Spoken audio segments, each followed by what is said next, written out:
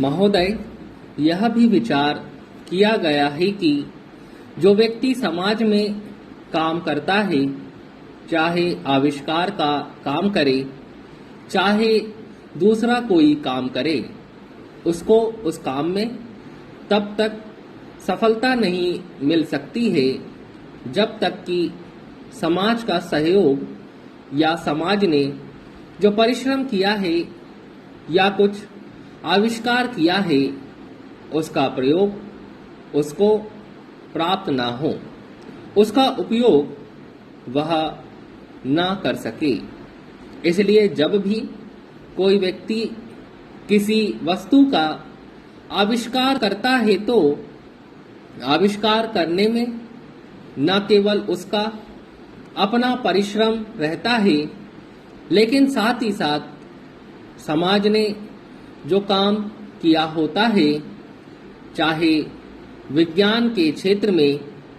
या प्रौद्योगिकी के क्षेत्र में या किसी अन्य क्षेत्र में, उस सब से भी वह लाभान्वित होता है। इसलिए जब हम किसी आविष्कार के अधिकार की रक्षा करना चाहते हैं तो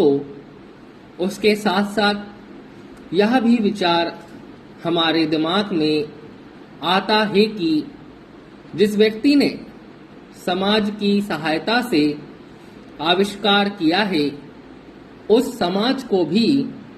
उसका फल अधिक से अधिक मिलना चाहिए। माननीय मंत्री जी ने भी कहा है कि पेटेंट लॉ इस सिद्धांत पर आधारित होना चाहिए। मैं समझता हूं कि पेटेंट लॉ के पीछे दो सिद्धांत निश्चित हैं। पहला सिद्धांत तो यह है कि जो व्यक्ति परिश्रम करके धन लगाकर अपना दिमाग लगाकर के किसी वस्तु का आविष्कार करता है, उसके तथा अपने परिवार के लोगों के अधिकारों की जहां रक्षा होनी चाहिए, उसके साथ ही साथ जैसा मैंने अभी कहा है, कोई व्यक्ति समाज में व्यर्थ में काम नहीं करता है, वरन पिछले समाज के लोगों ने जो जो काम किए होते हैं, जहां विज्ञान के क्षेत्र में या प्रौद्योगिकी के क्षेत्र में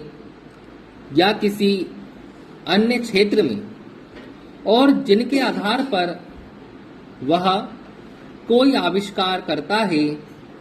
उसको उसका प्रतिफल तो मिले, लेकिन जो परिणाम हो उसका प्रतिफल समाज को भी मिलना चाहिए। मंत्री महोदय ने कहा है कि जो यह सिद्धांत है वह भी इस विधेयक के पीछे स्थापित किया गया है और इस बात का ध्यान रखा गया है कि जहां हम किसी व्यक्ति के आविष्कार के जो अधिकार हैं, चाहे धन के उपार्जन का अधिकार हो या प्रतिष्ठा प्राप्त करने का अधिकार हो, उसे प्रतिष्ठा का या चाहे धन का, दोनों का लाभ व्यक्ति विशेष को भी मिले।